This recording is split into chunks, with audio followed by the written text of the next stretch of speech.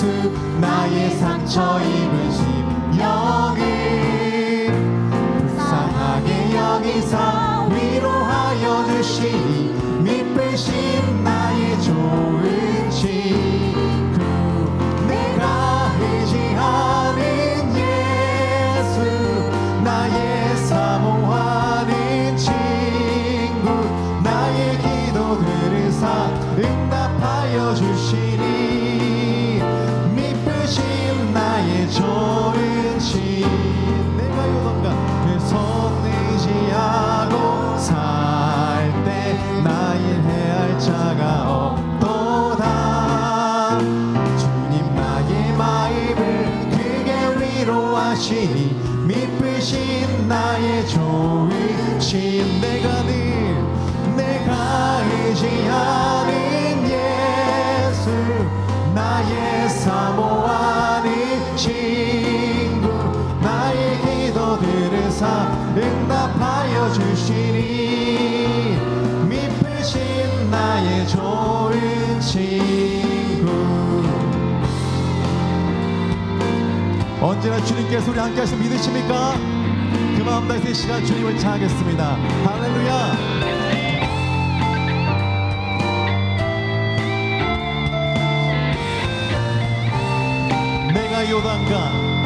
내가 요단강 건너가며 마음이 두려워서 떨 때도 주가 인도하시니 어찌 두려워하랴 미쁘신 나의 좋은 신 내가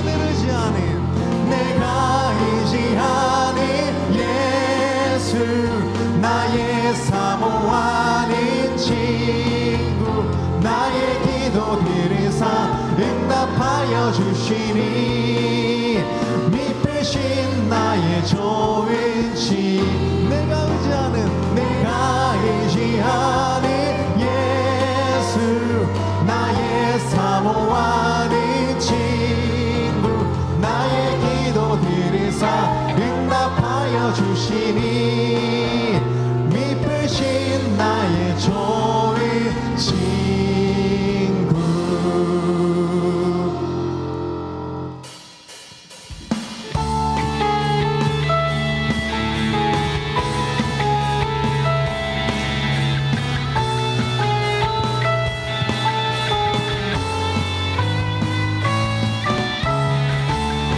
언제나의 반석 되신 주님을 이 시간 우리 온 마음 다 찬양합니다.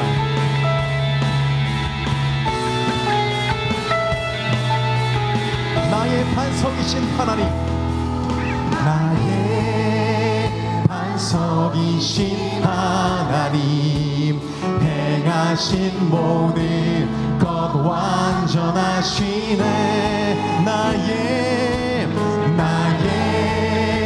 생명 되신 하나님 내게 행하신 늘 찬양 다시 한번 나의 반석이신 하나님 나의 반석이신 하나님 행하신 모든 것 완전하시네 나의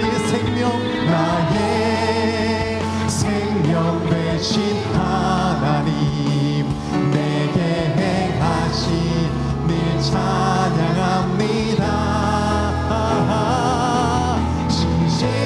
신실하신 하나님 실수가 없으신 좋으신 나의 주 신실하신 하나님 실수가 없으신 좋으신 나의 주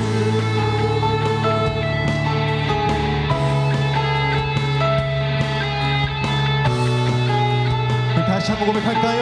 나의 반석이신 하나님 나의 반석이신 하나님 행하신 모든 것 완전하시네 나의 생명 되신 하나님 내게 행하신 늘 찬양합니다 신실하신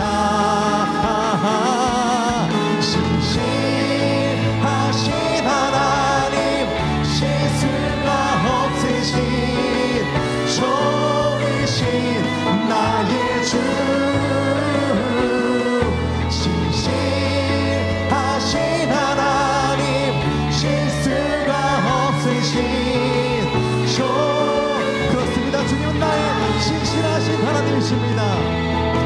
신실하신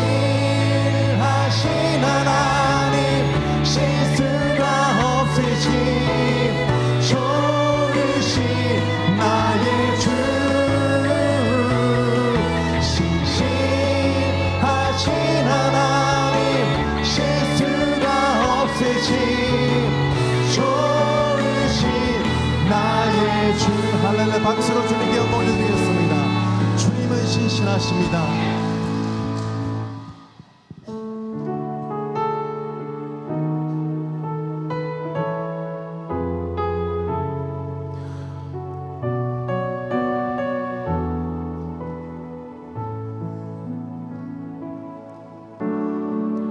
나의 영혼이 잠잠히 하나님만 바라며 나의 구원이 그에게서 나르도다.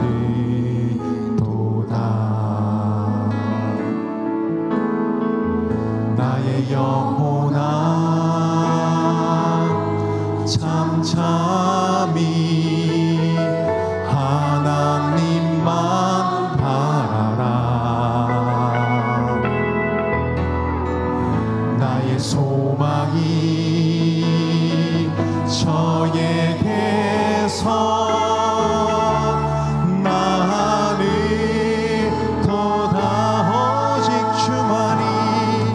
오직 주만이 나의 반석, 나의 반석, 나의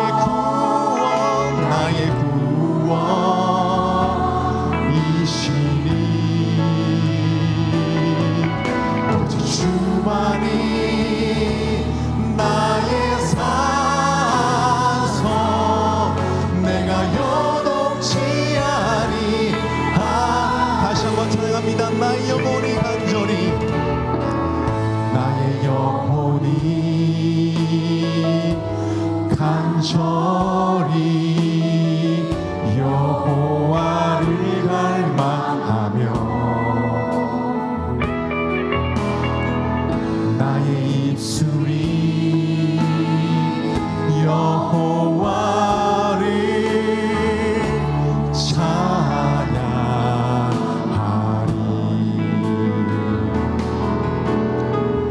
나의 영혼이 즐거이 여호와를 따르니.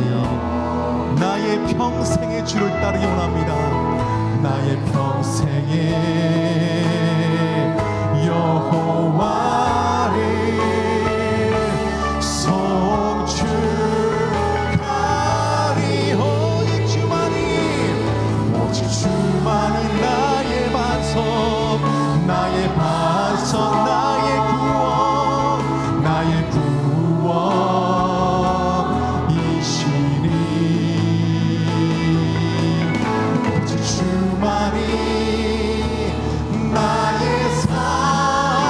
산성, 내가 요동치 아니. 우리 엄마만 찬양합니다. 오직 주만이 나의 반석, 오직 주만이 나의 반석,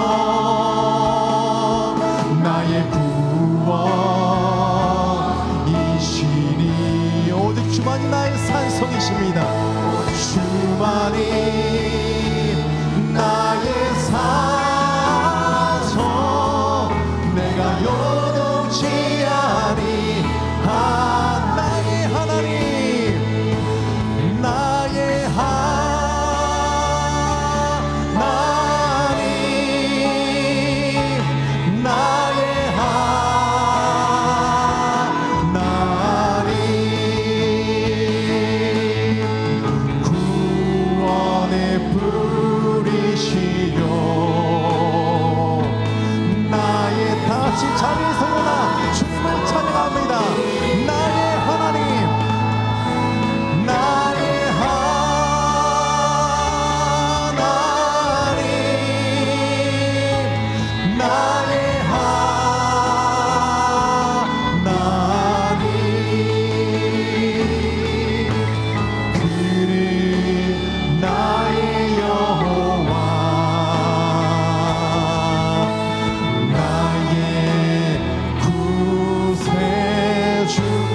박수로 주님께 영광 올려드리겠습니다.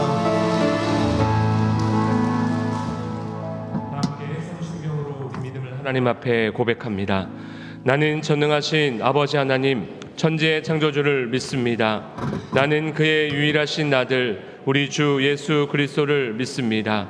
그는 성령으로 잉태되어 동정녀 마리아에게서 나시고 본디오 빌라도에게 고난을 받아 십자가에 못 박혀 죽으시고 장사된 지 사흘 만에 죽은 자 가운데서 다시 살아나셨으며 하늘에 오르시어 전능하신 아버지 하나님 우편에 앉아 계시다가 거기로부터 살아있는 자와 죽은 자를 심판하러 오십니다.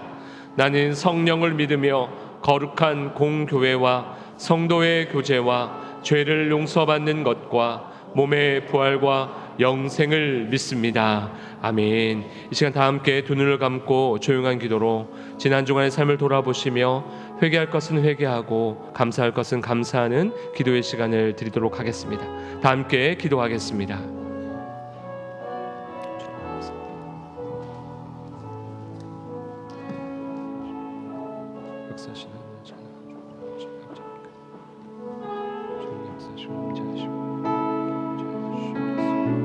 우리는 그리스도 안에서 그의 은혜의 풍성함을 따라 그의 피로 말미암아 속량 곧 죄사함을 받았느니라. 우리 죄를 속량하신 예수님의 이름으로 기도합니다.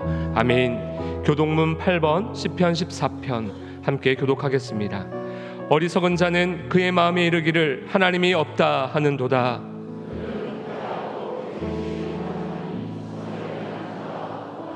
여호와께서 하늘에서 인생을 굽어 살피사 지각이 있어 하나님을 찾는 자가 있는가 보려 하신즉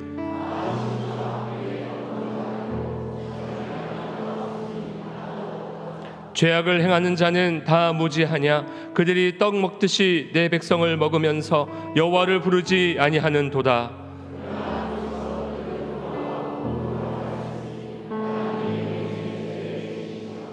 너희가 가난한 자의 계획을 부끄럽게 하나 오직 여호와는 그의 피난처가 되시는도다. 다 함께요. 여호와께서 그의 백성을 포로된 곳에서 돌이키실 때에 야곱이 즐거워하고 이스라엘이 기뻐하리로라. 아멘. 모두 자리에 앉으시겠습니다.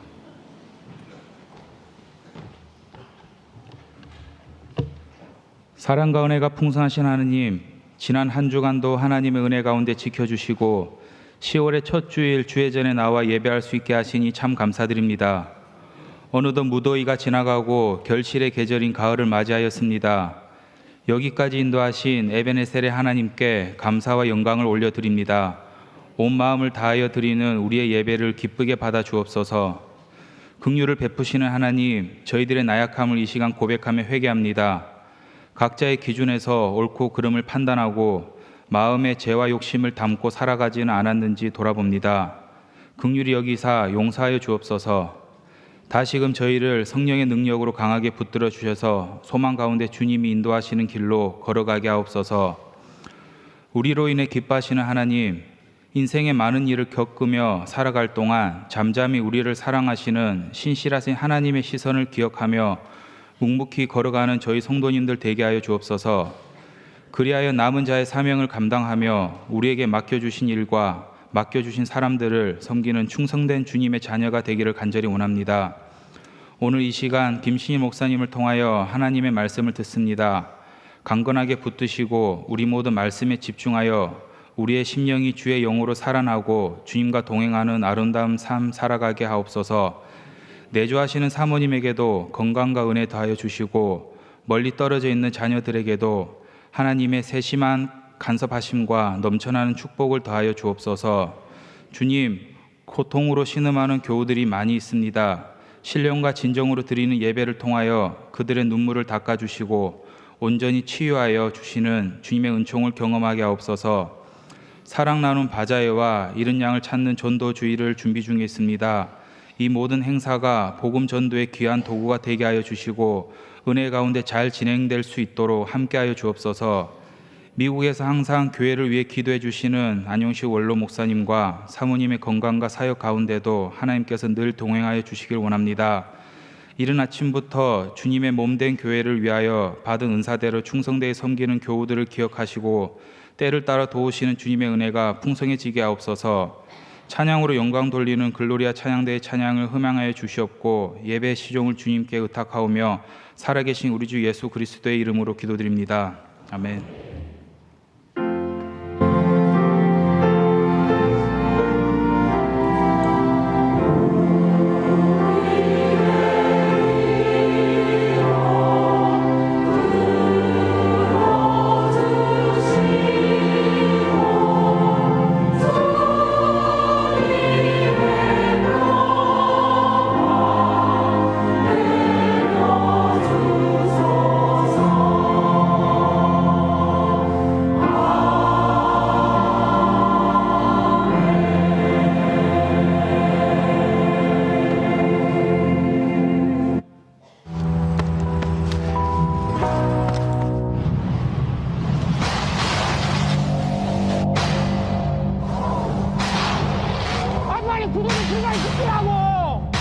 하산 도중에 조난당했다는 소식입니다. This is the Korean team. We have a member stuck in second step, and another member is missing. If there is anybody nearby, please send the rescue team. Please help us. Please. 不行，现在这种情况出去肯定不行。 This is the 这么 Korean 大的 team. 风，怎么去啊 If？there is anybody nearby, 对呀，这个时候出去太危险了。 we have a member stuck in second step. He's still alive. He's still alive. He's still alive. Please. Please help us. 나 듣고 있는 거 알거든. 지금 사람이 죽어간다 이가. 뭐라고 대꾸 좀 해봐라 이씨.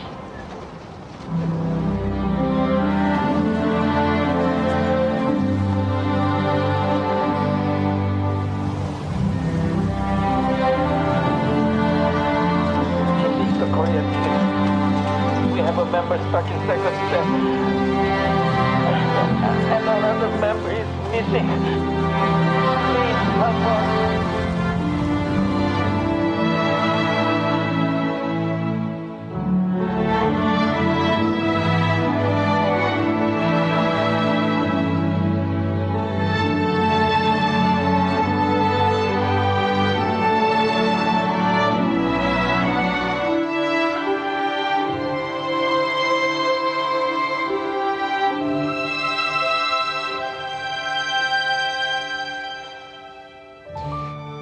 좌우에 있는 분하고 인사하시겠습니다. 이 가을에 그 사람을 찾읍시다. 이렇게 인사하겠습니다. 이 가을에 그 사람을 찾읍시다.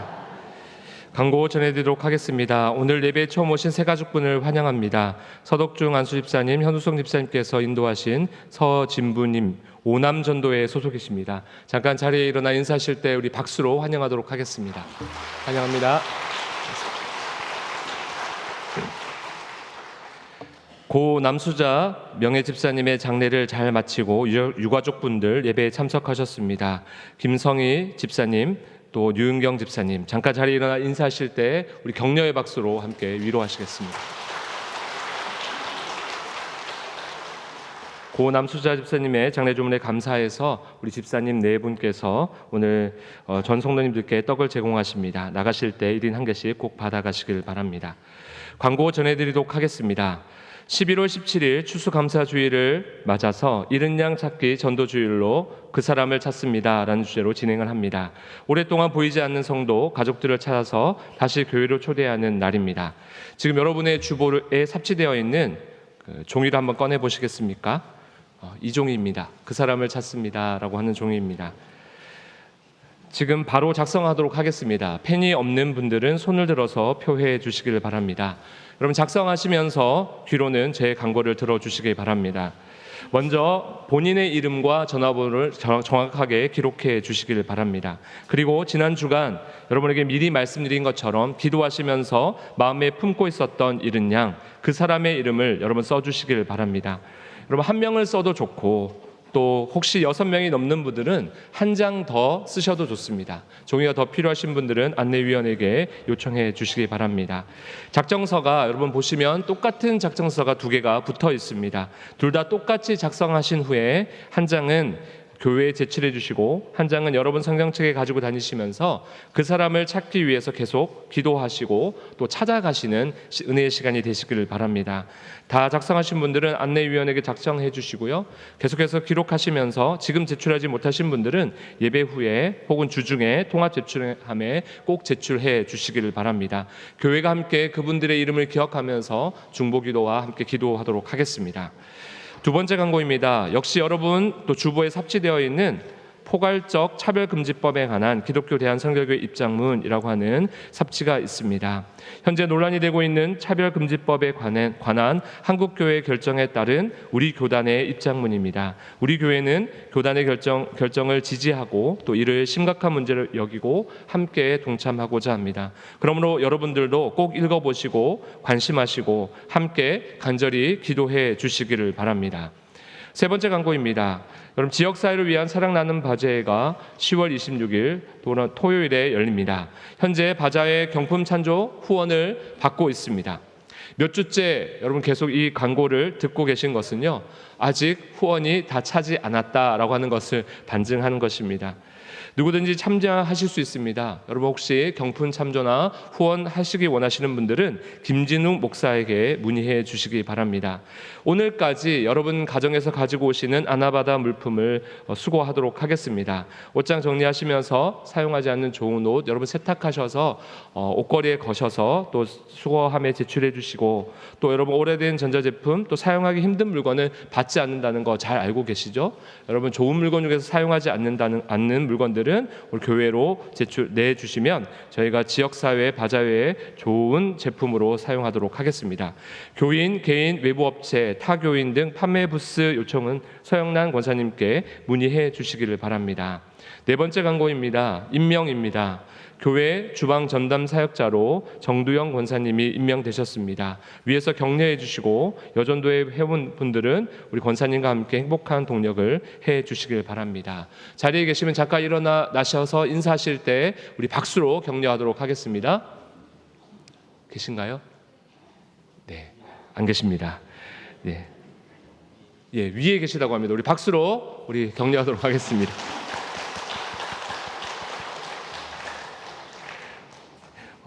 여러분 또 주보에 삽입되어 있는 10월 선교지 기도 제목 또 표도 삽입되어 있습니다.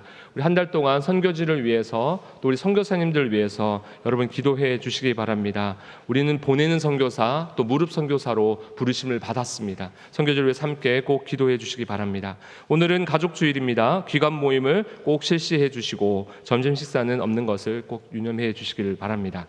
우리 한 번 더 좌우에 있는 분하고 인사하실까요? 예수님의 이름으로 사랑하고 축복합니다. 예수님의 이름으로 사랑하고 축복합니다. 오늘 거룩한 주일 하나님께서 우리에게 주시는 말씀은 학개서 1장 1절부터 11절까지의 말씀입니다. 제가 봉독해 올리도록 하겠습니다. 다리오 왕 제2년 6째 달 곧 그날 초하루에 여호와의 말씀이 선지자 학개로 말미암아 스알디엘의 아들 유다 총독 스룹바벨과 여호사닥의 아들 대제사장 여호수아에게 임하니라. 이르시되 만군의 여호와가 이같이 말하여 이르노라. 이 백성이 말하기를 여호와의 전을 건축할 시기가 이르지 아니하였다 하느니라. 여호와의 말씀이 선지자 학개에게 임하여 이르시되 이 성전이 황폐하였거늘 너희가 이때 판벽한 집에 거주하는 것이 옳으냐. 그러므로 이제 만군의 여호와가 이같이 말하노니 너희는 너희 행위를 살필지니라. 너희가 많이 뿌릴지라도 수확이 적으며 먹을지라도 배부르지 못하며 마실지라도 흡족하지 못하며 입어도 따뜻하지 못하며 일꾼이 삭슬 받아도 그것을 구멍 뚫어진 전대에 넣음이 되느니라. 만군의 여호와가 말하노니 너희는 자기 행위를 살필지니라. 너희는 산에 올라가서 나무를 가져다가 성전을 건축하라. 그리하면 내가 그것으로 말미암아 기뻐하고 또 영광을 얻으리라. 여호와가 말하였느니라. 너희가 많은 것을 바랐으나 도리어 적었고 너희가 그것을 집으로 가져갔으나 내가 불어 버렸느니라. 나 만군의 여호와가 말하노라. 이것이 무슨 까닭이냐. 내 집은 황폐하였으되 너희는 각각 자기의 집을 짓기 위하여 빨랐음이라. 그러므로 너희로 말미암아 하늘은 이슬을 그쳤고 땅은 산물을 그쳤으며 내가 이 땅과 산과 곡물과 새 포도주와 기름과 땅의 모든 소산과 사람과 가축과 손으로 수고하는 모든 일에 한재를 들게 하였느니라. 아멘.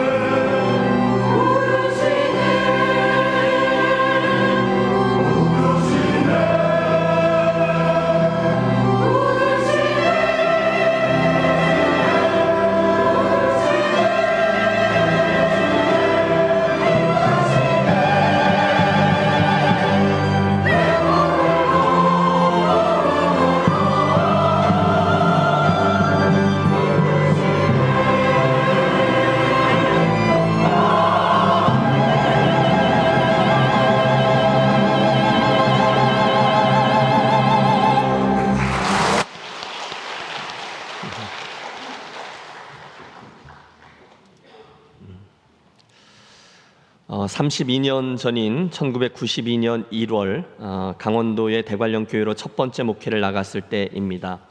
첫 주일 교회 부임 인사를 드리고 바로 그 지역의 선배 목사님들께 인사를 드리러 가게 되었는데 그 당시 제가 속해 있던 곳은 강원 동지방 서감찰장이었고 서감찰장은 그 진부에 계신 박창복 목사님이라는 어른이셨습니다. 지금은 길이 좋아져서 원주에서부터 저 바닷가 강릉까지 4차선으로 쫙 이어져 있고 특히 대관령 그 높은 산을 여러 개의 터널들로 쭉 연결해서 순식간에 내달릴 수 있게 되어 있지만 그때에는 4차선이 뭐예요? 다 2차선이었고 원주 지나 치악산을 넘어가는 것도 힘들고 그 다음에 넘자마자 개발되기 이전에 평창, 이승복 기념관이 있는 속사, 진부, 도암, 용산, 횡계, 그러면 거기가 대관령이거든요. 그때부터 99개의 고개를 넘어 성산으로 내려가 강릉으로 이어집니다. 그중에 평창과 속사를 막 지나면 진부라고 하는 그 지역에서 제법 중요한 면 소재지가 하나 나와요. 여러분 왜 이호석의 메밀꽃 필 무렵이라는 소설 들어보셨죠?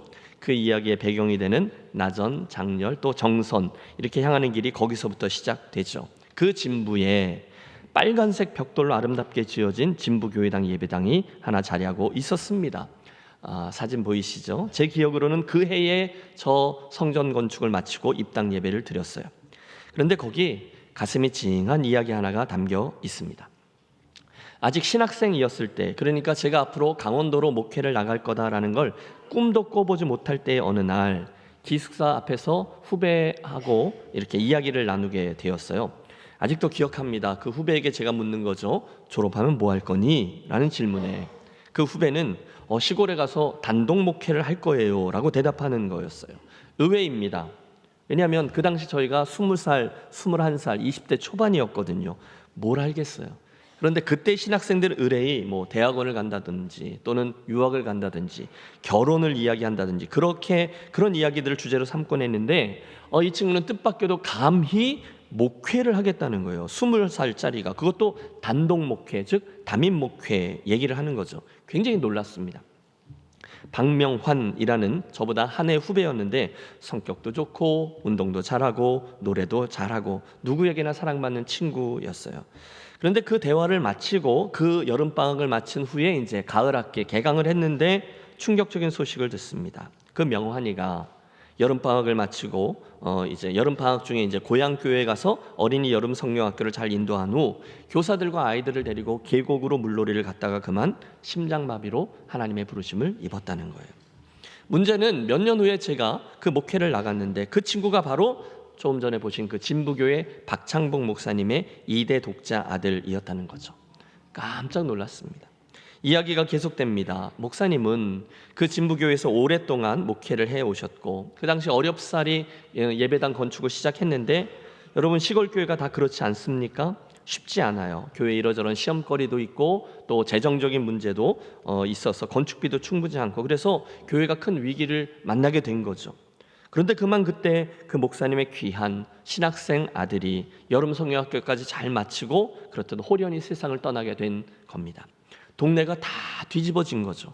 모두들 와서 위로하고 그러면서 목사님의 2대 독자 장례를 치르고 그러면서 교회 가족들의 마음이 다 녹아버린 거예요. 그 후에 제가 듣기로는 목사님께서 그 장례 때 들어온 조의금 모두를 다 건축원금으로 들여 결국 저 성전 건축이 마무리되고 이후 교회가 평안케 되었다라는 겁니다. 그때 제가 그 이야기를 들으면서 크게 배웠습니다. 사연이 없는 또 헌신이 없는 성전 건축은 없구나라는 것을 말입니다. 오늘 우리는 소선지서 시리즈 설교 10번째 시간을 맞아 학계 선지자를 만나보려 합니다. 제가 교회당 건축 이야기로 설교를 시작했는데 이유가 있어요. 학계 선지자를 통한 하나님의 메시지가 바로 성전을 재건하라, 성전을 건축하라 라는 것에 대한 것이기 때문입니다. 하지만 저는 오늘 우리 교회의 예배당 건축 그것을 염두에 둔 설교를 하지 않을 겁니다.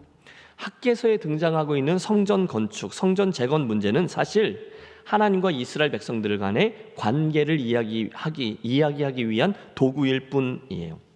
오늘 그분이 너희는 산에 올라 나무를 가져다가 성전을 건축하라 말씀하셨던 이유는 이것을 통해서 저들 삶의 우선순위를 분명히 하라라는 말씀을 하시기 위함이었어요. 한번 따라해 주십시오. 학계 하나님의 회복을 선포한 선지자. 학계 하나님의 회복을 선포한 선지자. 학계서를 이해하기 위해서는 본서의 역사적인 배경을 조금 더 아는 게 필요합니다. 여러분, 지금까지 우리가 총 9개, 오늘까지 10개의 이야기를 살폈는데요. 그 소선지서들은 대부분 북이스라엘과 남유다가 멸망하기 직전에 있었던 말씀들이었어요. 기억하십니까? 호세아 선지자와 아모스 선지자는 북이스라엘에게 말씀을 전했고 요나 선지자와 나움 선지자는 저 북쪽에 있는 아수르 니느웨 땅에 있는 그들에게, 또 오바댜 선지자는 저 남쪽의 에돔 족속을 포함한 12개의 말씀을 선포했어요. 그리고 나머지 다른 모든 선지자들은 다 남유다의 백성들을 위해 하나님의 말씀을 선포했습니다. 그런데 남북공이 그 말씀들을 청종하지 않았어요. 그 결과 북이스라엘은 일찍이 아수르에게, 그리고 남유다는 훗날 바벨론에게 완전히 멸망을 당하게 되죠.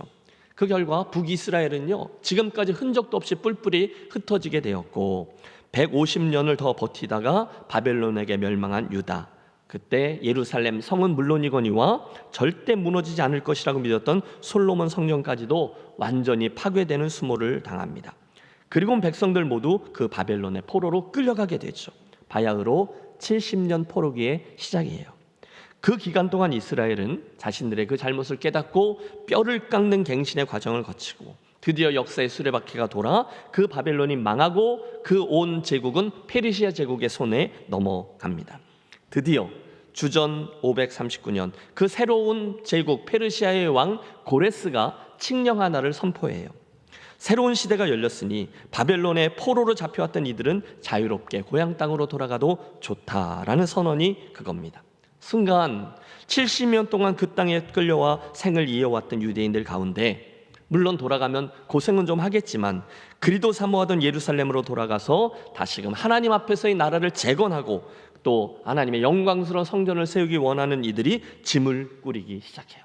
바야흐로 1차, 2차, 3차 귀환의 역사가 시작됩니다. 그래서 성경에 보면 수룹바벨과 함께 1차 귀환자들이, 에스라와 함께 2차 귀환자들이, 그리고 느헤미야와 함께 3차 귀환자들이 꿈과 열정을 가지고 그 고향 땅 예루살렘을 향한 거예요.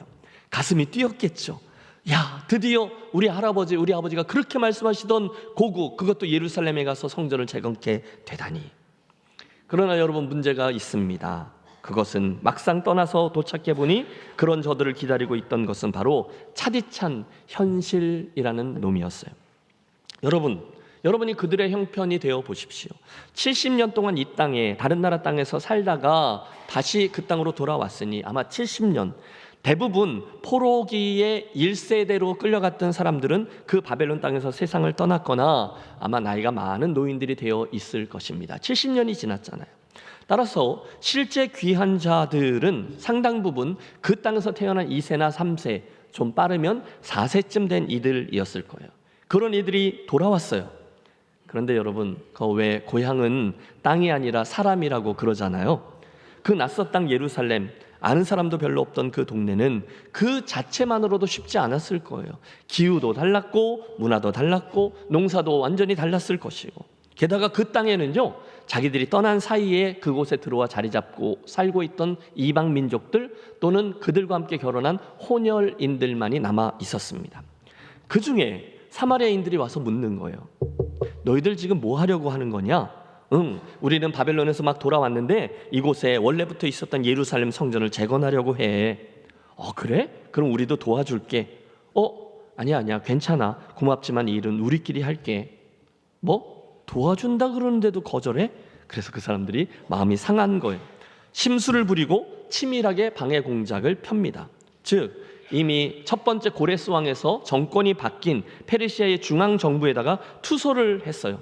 페르시아 왕이요, 저 유대 놈들이 이곳에 돌아와 지금 성전을 재건한다고 하는데 그게 완공되면 저놈들은 반드시 나라의 독립을 꿈꾸고 반역을 시도할 겁니다. 그러면 세금도 조공도 바치지 않게 될 것이니 아무리 생각해도 이 성전 재건을 위한 공사는 중단시키는 것이 가한 줄 알아요. 이렇게 투서를 보낸 거예요. 여러분 좀 재밌게 들어주세요.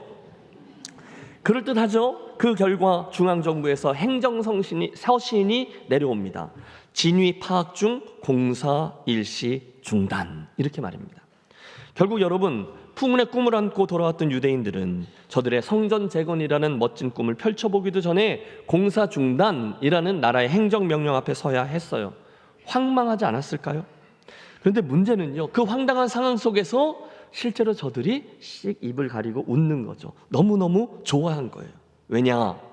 여러분 일면 이해가 되지 않겠어요? 귀한한 저들 당장 그 땅에서의 생존을 위해서 뭔가를 해야 했기 때문입니다. 생각해 보십시오. 고향 땅 맞아요. 하지만 바로 사태 파악이 된 거죠. 고생줄이 훤합니다. 일단 그 예루살렘이라는 곳은 인프라가 없어요. 그런데 당장 이번 달부터 먹고 살아야 되는 거잖아요.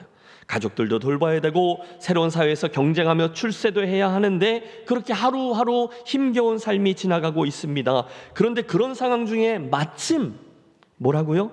공사 중단이라는 통보를 받았으니 겉으로는 했지만 속으로는 아싸 이렇게 된 거예요. 안 그래도 많이 버겁고 힘들었는데 마침 그렇게 된 거죠. 그리고는 완전히 손을 놓습니다. 꿈을 버리고 현실과 타협을 했습니다. 야, 우리들 형편에 무슨 성전을 재건이냐, 꿈이 너무 야무졌다. 그러면서 각자 도생의 길로 나아갑니다. 우리 집이나 잘 살아야지, 먹고 살 궁리 먼저 해야지, 일단 이곳에서 새롭게 출발하는데 출세해야지. 그렇게요. 여러분 학개서를 보면 그랬던 것이 그만 한 해, 두 해 하다가 자그마치 15년이라는 세월이 훌쩍 지나갔어요. 몇 년이요? 15년. 바로 그때 여러분 그 이스라엘 백성들 앞에 이 학개 선지자가 나타난 거예요. 학자들은 포로기 이전, 즉 솔로몬의 영광스러운 성전을 이미 알고 있었던 학개 선지자의 나이, 그리고 70년을 갔다 왔으니까 이미 80세, 90세쯤 되었을 것이다 추측합니다. 그 노종이 일어나서 입을 열어 하나님의 백성들을 향한 안타까운 마음을 토로합니다. 7절을 보십시오. 만군의 여호와가 이같이 말하노니 너희는 자기의 행위를 살필지니라. 그리고 하나님의 명령을 선포해요. 8절 함께 읽습니다. 너희는 산에 올라가서 나무를 가져다가 성전을 건축하라. 그리하면 내가 그것으로 말미암아 기뻐하고 또 영광을 얻으리라. 와, 네, 너무너무 놀라운 하나님의 말씀인데 순간 그 메시지를 듣고 있던 이스라엘 백성들에게 하나님의 은혜가 임합니다. 놀랍게도 백성들이 그 말씀에 순종해서 정신을 차리는 거예요. 애를 씁니다.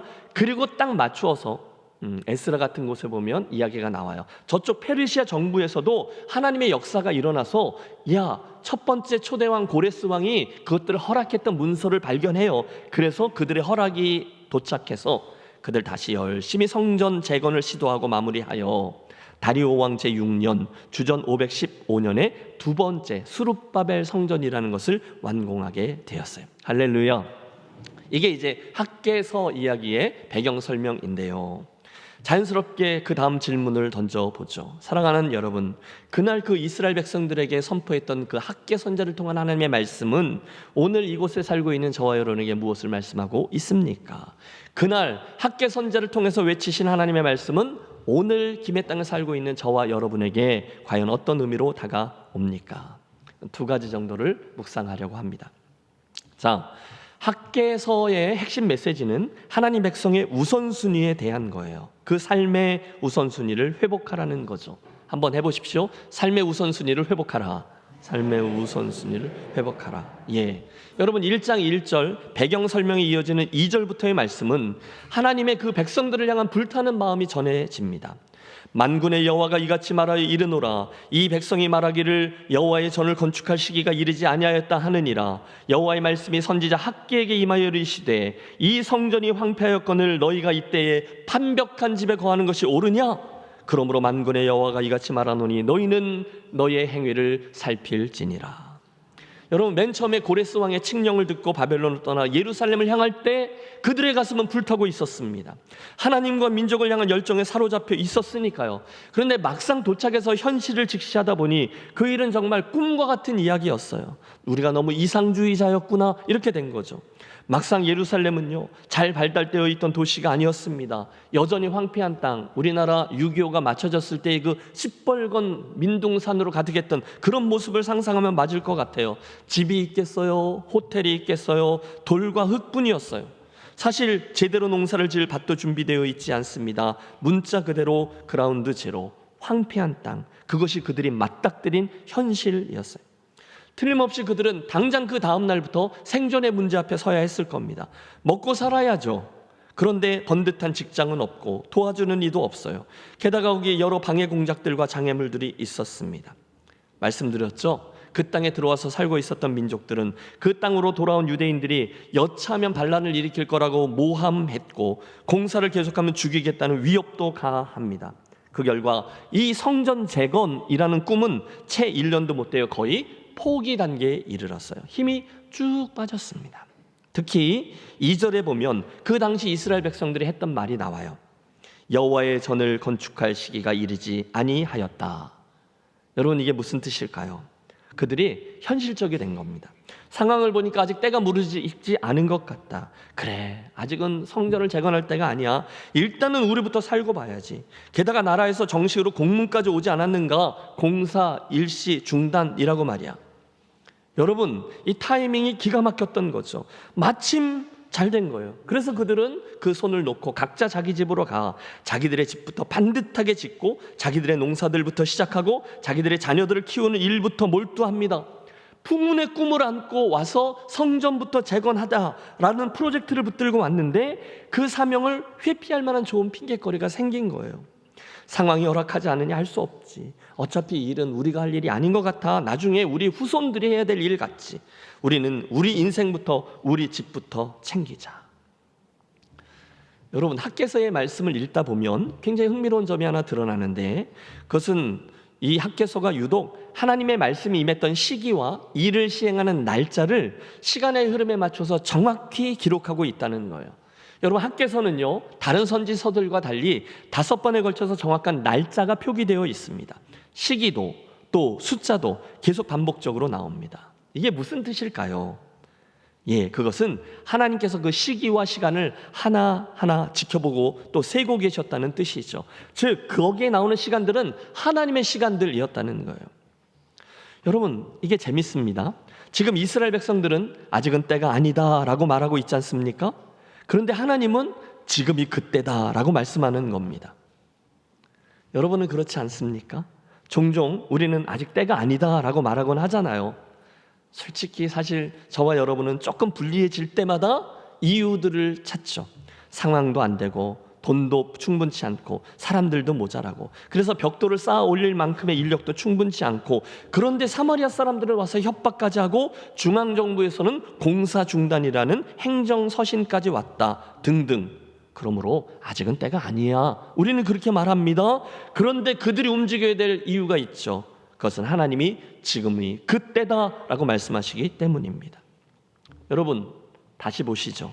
이 상황은 녹록지 않습니다. 인생이 쉽지 않아요. 그런데 마침 사마리아 사람들이 방해를 해주는 거죠. 옳거니 좋은 핑계거리가 생긴 겁니다. 야, 차라리 잘 됐다. 어차피 이렇게 된 거 잠깐 내려놔. 그만해. 마침 공사를 중단하라는 정부 측의 공문도 왔잖아. 그래서 딱 일이 거기서 멈춰선 거예요.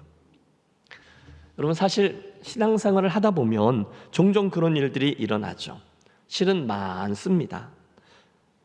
이번 주일에는 꼭 일찍 일어나서 모든 가족들 잘 준비해서 시간에 맞춰서 가서 정성껏 예배해야지. 오랜만에 용한 생각을 했는데 아침에 딱 일어나 보니 이 막내가 좀 열이 나요. 뭐죠? 마침입니다.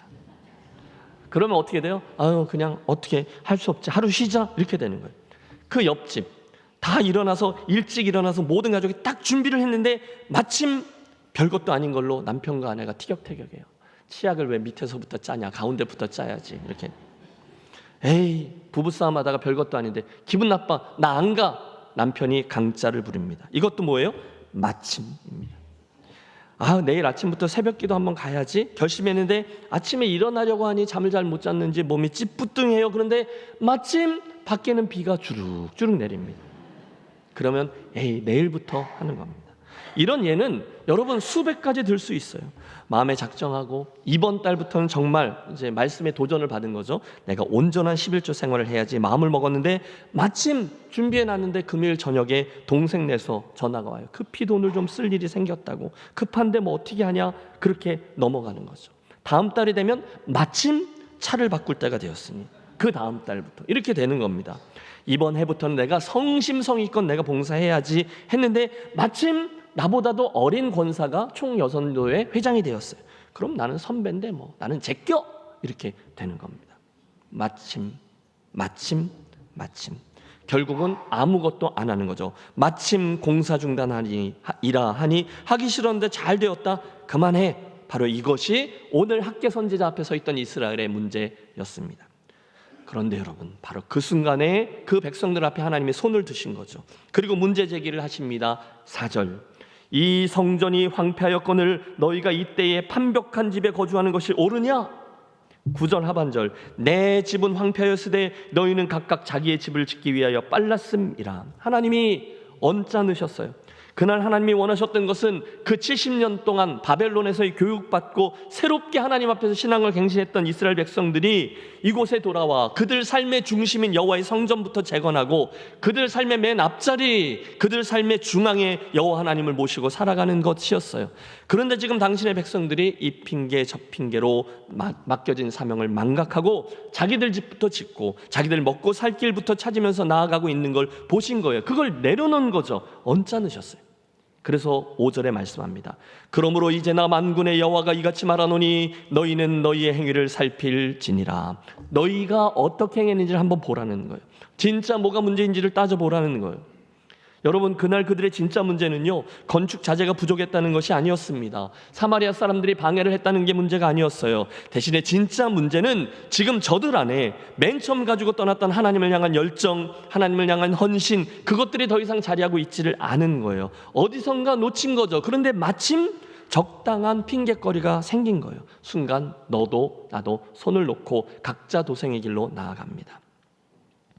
혹시 저 이스라엘 백성들의 모습과 핑계 속에서 하나님의 백성으로 부름받고 살아가고 있는 저와 여러분, 혹시 사명을 주시며 불러주셨던 그분의 부르심을 아는데도 혹시 차일피일 미루며 살아가고 계신 분은 아니 계십니까?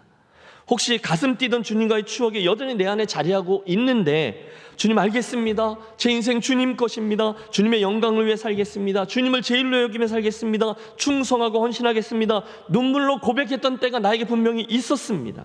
주님, 그분의 이름을 부르기만 해도 가슴이 뛰고, 교회 그러면 늘 어딘지 모르게 안타깝고 더 잘해보려는 마음도 들고 그랬던 때가 우리에게 있었는데, 어느덧 세월의 흐름 속에서 이러저러한 풍파가 우리의 발목을 잡고 있는 거예요. 그 순간 이렇게 말하고 있는 나를 발견하는 거죠. 나야 그러고 싶죠. 나야 예수 더 뜨겁게 믿고 싶죠. 나야 더 충성하고 싶죠. 그러나 지금은 아직 때가 아닙니다. 지금은 아직 제 형편이 녹록치 않습니다. 조금 있다가 훗날 기회가 오면 그때 말입니다. 여러분, 정말인가요? 그 상황이 문제인가요? 하나님의 사람으로 뜨겁게 섬기고 헌신하고 말씀대로 살고 그런 일들이 정말 내 상황 때문에, 그때 그 사람 때문에, 그 사건 때문에 미뤄지고 있는 건가요? 여러분이 가지고 계신 마침 무엇 뭐 때문에라는 핑계들이 진짜 정당한 이유가 맞습니까? 혹시 그냥 하기 싫은 마음이 더 큰 이유는 아닌가요? 그러고 있는데 그 순간에 하나님이 말씀하시는 거예요. 아니다, 그게 본질이 아니야. 진짜 문제는 그게 아니라 내 삶의 우선순위가 잘못되어 있는 거다. 바로 그것이 학계 선자를 통해서 우리에게 던지시는 하나님의 도전입니다. 이스라엘아, 정신을 차리고 지금 너희들의 삶에 무슨 일이 일어나고 있는지를 돌아보라. 무슨 뜻입니까? 그 결과 너희들의 삶이 어떻게 되었는지를 보라는 거예요. 현실을 냉정히 판단해 보라는 거예요. 여러분, 정말 그래서 그들의 삶에 무슨 일이 벌어지고 있습니까? 함께 6절의 말씀을 합독합니다.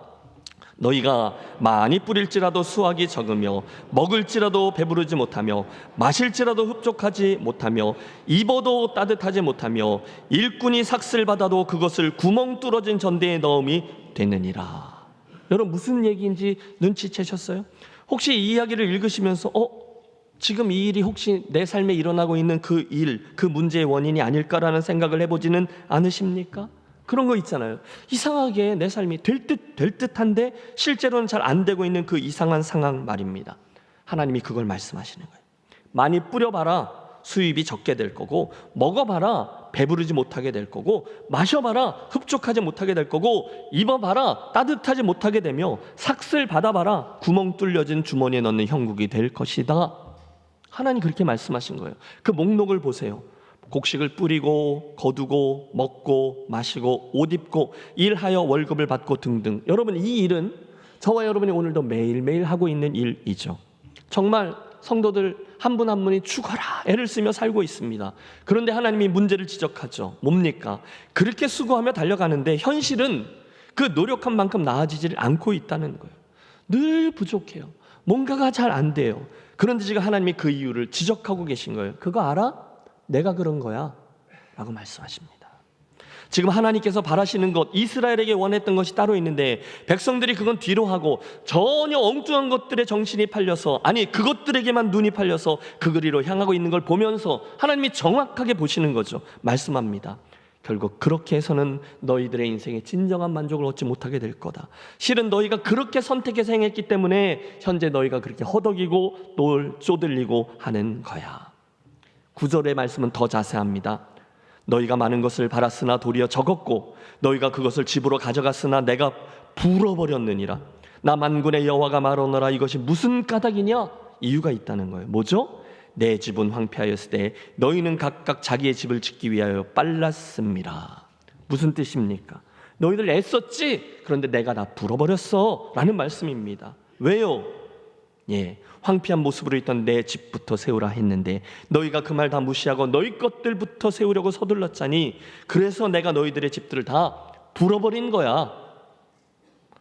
여러분, 이어지는 10절과 11절도 처절하게는 마찬가지입니다.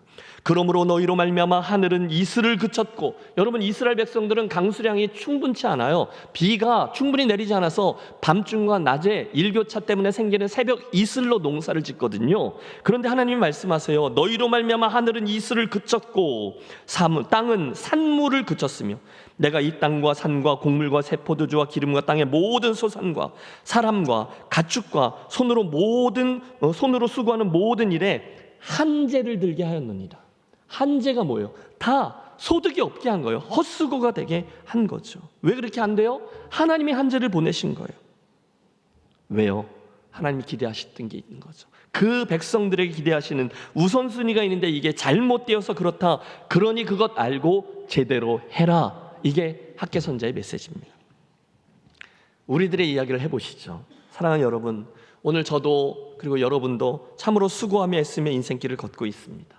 사실 우리들 모두 다 비슷한 고민을 가지고 있고 씨름하며 살아가고 있어요. 그런 거잖아요.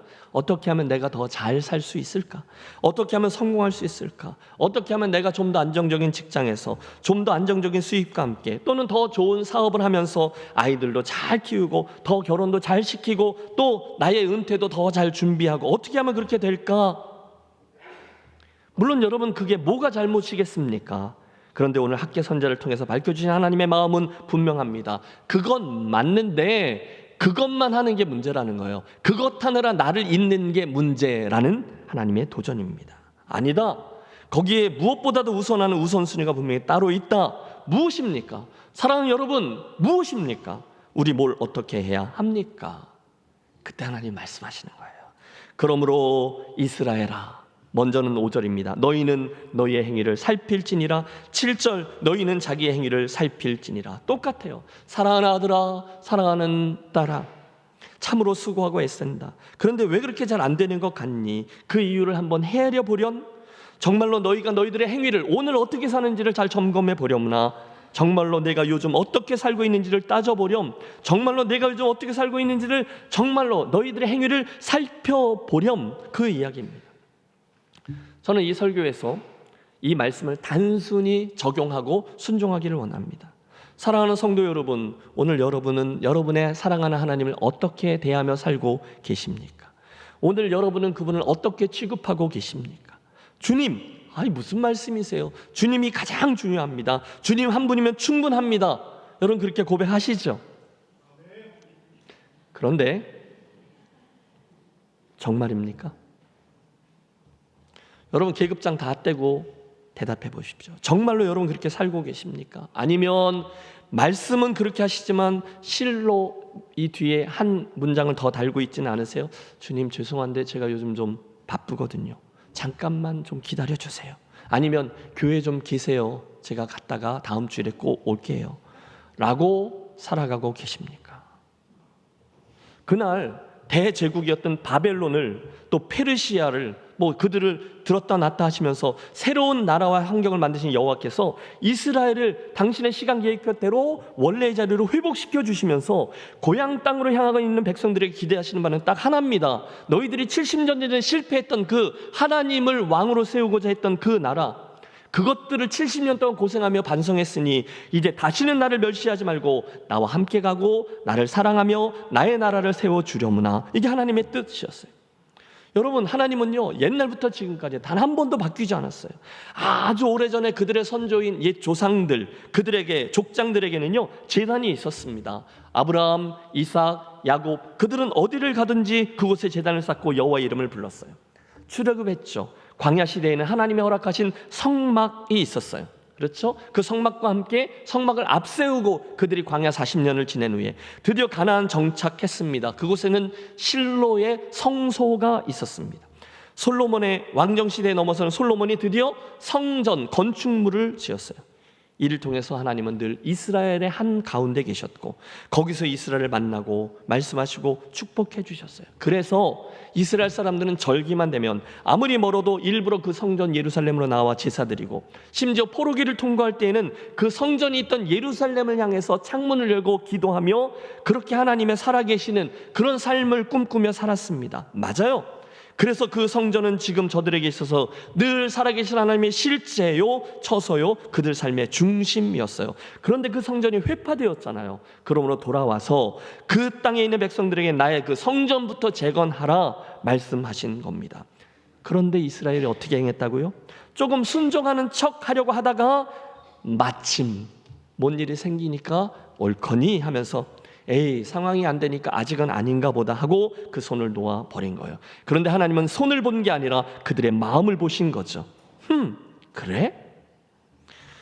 하나님은 그들이 너무 안타까우신 거죠. 그래서 말씀하세요. 정확히 말씀하십니다. 너희들 내 집은 그렇게 황폐하게 해놓고 너희는 그렇게 판벽한 집, 깔끔하고 멋지고 네모 반듯한 집을 그렇게 꾸며놓은 집에 거한다고 그게 말이 된다고 생각하느냐?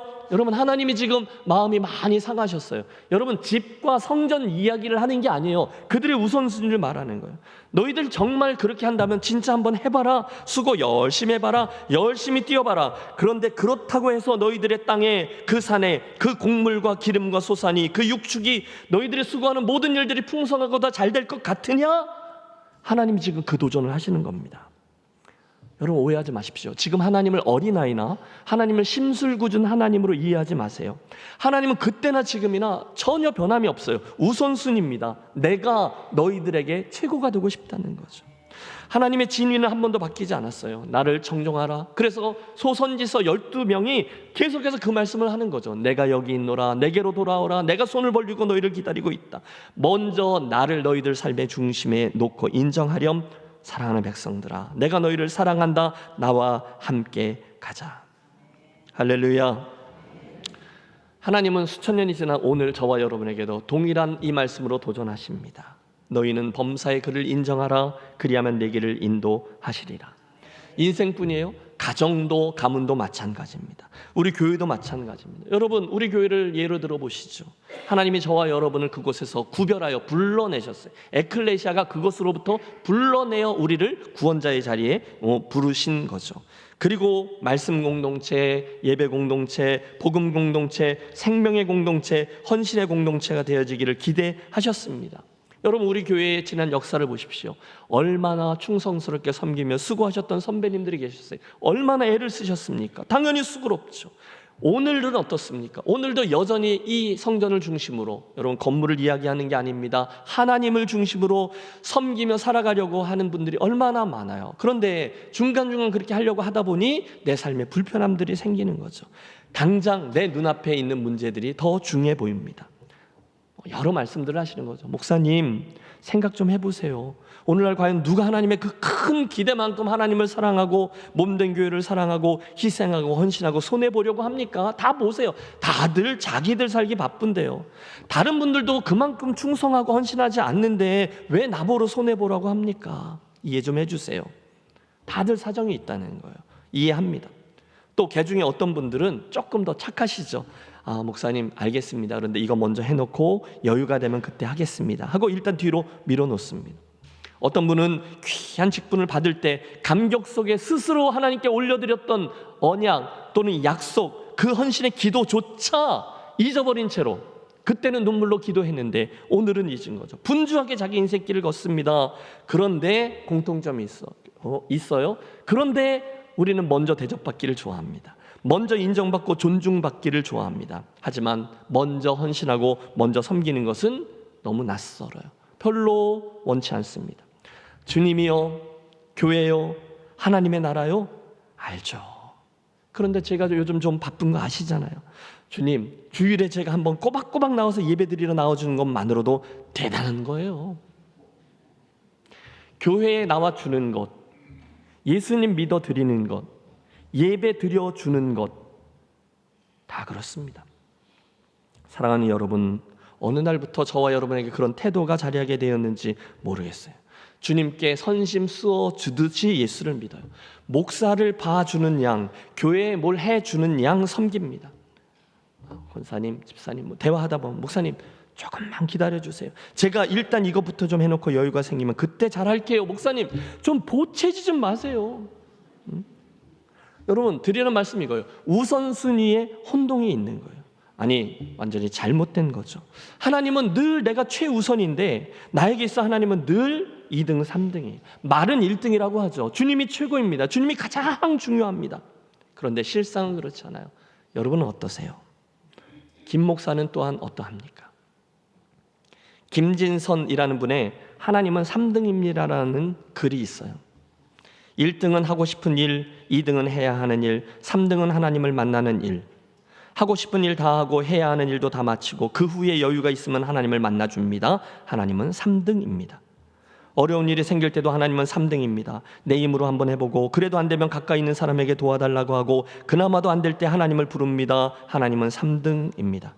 거리에서도 3등입니다. 내게 가장 가까이 있는 것은 내 자신, 그 다음은 내 마음을 안아주는 사람, 그 다음에야 저 멀리 하늘에 계신 하나님이십니다. 하나님은 3등입니다. 그런데 하나님께 나는 1등입니다. 무슨 일이 있어도 내가 부르기만 하면 도와주십니다. 내가 괴로워할 때는 만사를 제쳐두고 달려오십니다. 아무도 내 곁에 없다 생각할 때에는 홀로 내 곁에 오셔서 나를 위로해 주십니다. 나는 하나님께 언제나 1등입니다. 나도 하나님을 1등으로 생각했으면 좋겠습니다. 만사를 제쳐놓고 만나고 작은 고비 때마다 손을 내미는 나도 하나님을 1등으로 모셨으면 좋겠습니다. 내게 1등이신 하나님을 나도 1등으로 모시고 싶습니다. 사랑하는 여러분, 그때나 지금이나 우리 하나님의 나를 향한 욕심은, 바램은 변함이 없습니다. 그분은 당신이 너무너무 사랑하는 당신의 백성들이 하나님 당신을 가장 소중한 분으로 여기며 우리들 믿음의 길을 걸어가기를 기대하세요. 그 인생에 하나님을 향한 성전부터 지어야 하는데 자기 인생에 집 먼저 지으려고 애쓰는 이들을 하나님이 기뻐하지 않습니다. 여러분, 우리는 하나님이 기뻐하시는 것 이제는 이쯤 되면 감으로 압니다. 선택의 상황 중에 하나님이 뭘 더 기뻐하실까 다 알아요. 그런데 우리는 선수예요. 일부러 모르는 척 하기도 하고 또는 여러 가지 핑계들을 꺼내어 대면서 하나님의 우선순위를 일부러 인정하지 않으려고 하는 이들이 오늘 세상에는 많이 있어요.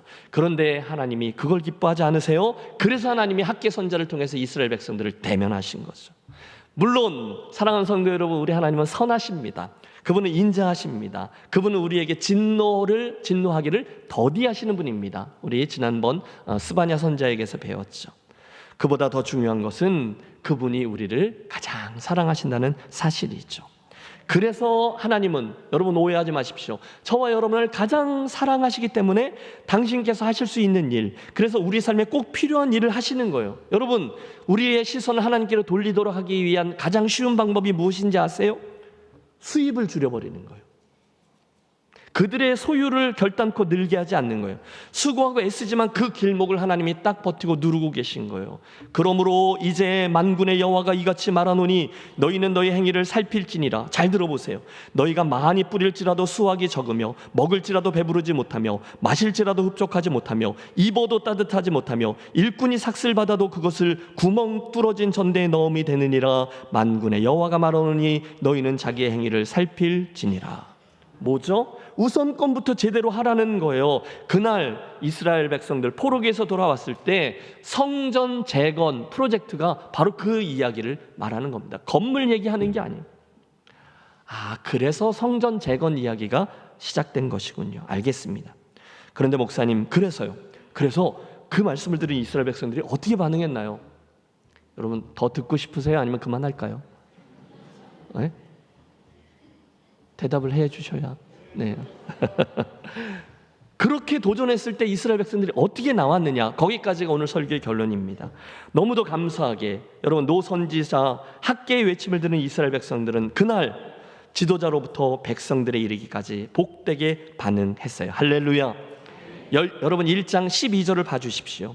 스알디엘의 아들 수룹바벨과, 이건 정치 지도자입니다. 여호사닥의 아들 대제사장 여호수아와, 이건 종교 지도자입니다. 그리고 남은 모든 백성이 어떻게 했다고요?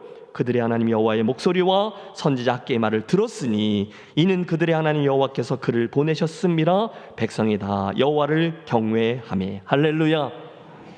여러분, 저는 12명의 소선지서들 중에 이 학계가 가장 행복한 선지자라고 믿어요. 왜요? 지금까지 우리가 앞서 살폈던 9명 소선지서들의 메시지들은요, 거의 다 땅바닥에 떨어졌습니다. 회개하고 돌이켜라, 여호와께로 돌아가자, 목이 터져라 외쳤지만 백성들은 그 선지자들의 이야기를 듣고 순종하지 않았어요. 그래서 결국 멸망하게 된 거죠. 하나님의 심판. 그런데 오늘 이 학계 선지자의 메시지를 듣는 백성들은 웬일인지 네 하고는 바로 순종의 발걸음을 뗐다는 거예요. 여러분, 저는 이 사이에 있었던 비밀 하나를 압니다. 이건 포로기를 통과하면서 받았던 그들 고난의 유익이에요. 따라해 주세요. 고난의 유익. 그들이 찐하게 70년의 고난의 여정을 통과했거든요. 그래서 그들을 깨달은 거예요.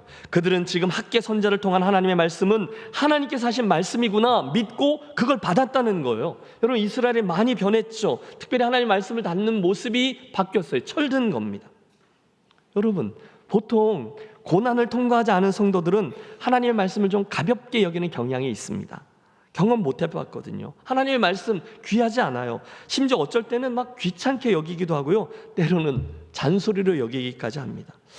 오늘 설교는 좀 심한데, 안 그래도 내가 요즘 피곤하고 이것저것 쉽지 않은데 내가 오늘 교회까지 와서 이런 소리를 들어야 돼? 불평하기도 합니다.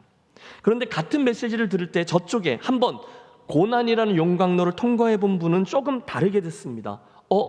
혹시 저 설교는 나들으라고 하시는 말씀 같은데? 그러면서 고난을 겪어본 분은 달라요. 진지하게 우리를 만드는 게 고난이죠. 고난은 우리를 영적으로 예민하게 해줘요. 그날 이스라엘이 그런 거예요. 너희들 그렇게 하면 안 된다. 너희들의 소유를 살펴보라. 그때 그들이 진지하게 반응합니다. 8절, 너희는 산에 올라가서 나무를 가져다가 성전을 건축하라. 그리하면 내가 그것으로 말미암아 기뻐하고 또 영광을 얻으리라.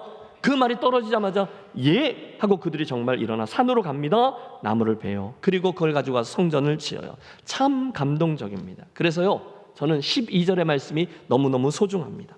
지도자들, 모든 백성들이 같은 마음을 품습니다. 그들의 하나님 여호와의 목소리와 선지자 학계의 말을 들었으니 이는 그들의 하나님 여호와께서 그를 보내셨음이라. 백성이 다 여호와를 경외하며. 사랑하는 성도 여러분, 저는 이 말씀 속에 드러나 있는 기적이, 그 동일한 순종이 오늘 이 김해 땅에 살고 있는 저와 여러분의 이야기가 되기를 축복합니다. 오늘의 이 설교를 통해서 우리가 같은 메시지를 듣고 있는 거예요. 이 메시지 앞에 저도 여러분도 한 분 한 분 우리의 인생과 가정과 교회 공동체를 향해 주신 말씀으로 듣는 역사가 있게 되시기를 축원합니다. 그래서 그날 이스라엘 백성들 앞에 놀라운 변화가 정말로 일어난 거예요. 회복의 역사가 일어난 거예요. 그 변화의 역사와 회복의 역사가 여러분의 구체적인 삶에 일어나게 되시기를 축복합니다. 기억하십시오. 그날 이스라엘은 얼마든지 이렇게 반응할 수도 있었어요. 또 선지자네? 몇 번째야? 또 잔소리? 또 시작이야? 이럴 수 있었어요. 그런데 13절을 보면 그들은 하나님의 그 말씀을 청종하고 학계를 통한 하나님의 말씀을 하나님의 말씀으로 인정했어요. 그러자 무슨 일이 일어나요? 보십시오. 그때에 여호와의 사자 학계가 여호와의 위임을 받아 백성에게 말하여 이르되 나 여호와가 말하노니 내가 너희와 함께 하노라 하셨느니라. 할렐루야. 뭡니까? 하나님이 그 백성들의 선택을 보시고 그 순종하는 모습을 보시고 너무 좋으셔서 약속한 거예요. 왜요? 어떤 약속이요? 내가 너희와 함께 하리라. 언제요? 저들이 하나님의 말씀을 듣고 그렇게 해야지 생각을 바꾸었을 때, 여러분 그때 이미 모든 상황은 종료된 거죠. 하나님의 축복은 미래형이 아니에요. 이미 현재형으로 그들에게 임했습니다. 내가 너희와 함께 하노라. 여러분, 하나님께서 함께 하시면 이미 모든 것은 게임 종료인 줄로 믿습니다. 그래서요, 우리 함께 14절과 15절 그 모든 일들의 결국을 보겠습니다. 함께 읽습니다. 여호와께서 스알디엘의 아들 유다 총독 스룹바벨의 마음과 여호사닥의 아들 대제사장 여호수아의 마음과 남은 모든 백성의 마음을 감동시키심에 그들이 와서 만군의 여호와 그들의 하나님의 전공사를 하였으니 때는 다리오 왕 2년 6째 달 24일이었더라. 아멘. 하나님이 그 날짜까지 기억하고 계십니다. 결국 하나님이 원하셨던 대로 그들이 힘을 모아 헌신하고 하나가 되어 결국 그 성전 재건을 완성했다는 거예요. 이 과정을 통해 이스라엘도 먼저 하나님을 선택했어요. 먼저 하나님을 청종했어요. 먼저 하나님께 순종했어요. 이 삶의 방식을 회복해 되었다는 거죠. 이게 학계 이야기의 포인트입니다. 오늘도 저와 여러분은 매일매일 삶과 선택과 순종을 통해서 우리들의 인생의 집을 짓기도 하고 하나님의 성전을 짓기도 하고 하나님 나라의 성전을 지으며 살고 있습니다. 그때 중요한 게 뭐냐? 우선순위라는 거예요. 거룩하신 하나님, 그분은 우리들의 깊은 곳을 감찰하시는 하나님이시거든요. 그러면 우리들의 마음의 동기와 우리가 가지고 있는 온갖 핑계들과 우선순위의 무게중심을 다 보고 계세요. 저와 제 아내는 인천의 부계동 교회라는 곳에서 자라났어요. 그런데 학창 시절을 함께 통과하는데 저희 동기들이 유독 많았어요. 좋게 한 30명은 돼 보입니다. 그런데 우리에겐 좋은 전통이 있었어요. 학창 시절 자율학습 마치면 밤 10시 늘 버스 타고 동네까지 오면 한 30-40분 걸려요. 그러면 그 누가 뭐라 하지 않아도 약속이나 한 듯이 다 그 10시 40분에 교회로 달려가서 그 교회의 지하 기도실에 가서 무릎을 꿇고 앉아 기도하고 나서야 각자의 집으로 돌아갔습니다. 왜 그랬는지 몰라요. 그게 그냥 좋았어요. 당연히 하나님을 그렇게 섬기는 게 당연한 것으로 알았어요. 정말로 주님과 교회를 사랑했어요. 지금 와서 돌아보니 그때 그렇게 주님을 사랑하고 교회를 사랑했던 동기들이 다 축복을 받습니다. 하나님이 존귀케 여기셨어요. 우리 동기들 가운데 목사도 셋이나 나왔고요. 당연히 사모도 나왔고요. 의사도 나왔고 간호사도 나왔고 교사도 나왔고 장교도 나왔고 사업가도 나왔습니다. 이런 말씀을 드리기 좀 뭐하지만 그 당시 우리 생각에는 좀 떨어진다 생각했던 친구들마저 모두 다 든든히 자리를 잡고 충성하고 봉사하며 지금껏 잘 달려가고 있어요. 사랑하는 성도 여러분, 학개서의 말씀을 대하면서 인생의 대소사에 있어서 늘 하나님 그분을 제일로 여기고 그렇게 달려가기로 결단하는 이 아침이 되시기를 권합니다. 혹시 오늘 설교를 쭉 들으시는 중에 인생의 우선순위, 내가 이스라엘 백성들처럼 이 부분과 이 부분이 바뀌어 있구나 라고 하나님이 지적하시는 것처럼 느낀 부분이 있으시다면 여러분이 이 말씀을 결론 지을 때 그 말씀에 청종하여 그분에게 나를 맞추는 저와 여러분이 되시기를 바랍니다. 우선순위를 재조정하는 거죠. 그래서 결국 우리들 인생의 집도 중요하죠. 편벽대, 그러니까 네모 반듯하게 멋지게 지은 우리들의 인생도 중요하지만 아니요, 그 전에 우리들 인생의 가운데 세운 성전을 잘 세우고, 아니 우리 자신이 그분이 거하시는 성전으로 잘 세워져가 멋들어지게 성전 재건에 성공하고 남겨진 인생을 달려가는 저와 여러분이 되시기를 주님의 이름으로 간절히 축원합니다. 기도하겠습니다. 하나님 아버지, 그날 이스라엘 백성들을 향하여 성전을 재건하라 하셨던 말씀을 오늘 우리들의 인생과 교회와 하나님 나라를 향한 하나님의 우선순위 재확인하고 그렇게 살라라는 주님의 음성으로 듣습니다. 그날 이스라엘 백성들이 그 말씀에 순종해서 성전 재건이라는 기적을 체험했던 것처럼 오늘 우리도 하나님을 우선순위로 선택하고 순종함으로 인생과 교회와 세상을 하나님의 성전으로 재건해내는 우리 모두들 복된 인생 되게 하여 주시옵소서. 혹시나 오늘 예배에 참석한 분들 가운데 인생의 이 부분 저 부분 중에 예루살렘 성터처럼 무너져 있고 회파되어져 있는 심령들을 불쌍히 여겨 주시고 오늘 학개 선자의 말씀을 소중함으로 받아 먼저 하나님을 선택하고 먼저 그의 나라와 의를 구하는 방식으로 하나님을 향한 우선순위를 우리의 삶으로 확증하고 재건해내는 복된 심령들 되게 해 주시옵소서. 예수 그리스도 이름으로 축복하며 기도하옵나이다. 아멘. 함께 일어나셔서 결단하며 찬송하겠습니다.